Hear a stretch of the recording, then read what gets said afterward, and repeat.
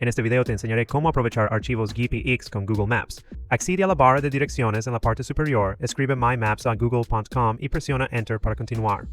Tras cargar la página, verifica que estás dentro de la cuenta correcta observando el avatar en la esquina superior derecha. Si es necesario, cambia a la cuenta adecuada antes de seguir. Puedes trabajar ya sea con un mapa nuevo o uno existente. El procedimiento funciona de igual forma. Abre el mapa y dirígete a la esquina superior izquierda para hacer clic en Agregar nueva capa.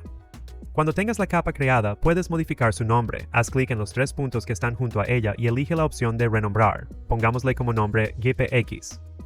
Escriba un nombre y haga clic en el botón Guardar. A continuación, ve a buscar y haga clic en el botón Importar. Aparecerá un nuevo campo en el que debe seleccionar el botón de carga. Haga clic en el botón Examinar y seleccione su archivo GPX desde su computadora. Después de cargar el archivo, su mapa de ruta aparecerá automáticamente. Puedes jugar con él. Arrástralo según sea necesario. Si en algún momento quieres ocultar la ruta, simplemente desmarca el nombre de tu capa y se ocultará.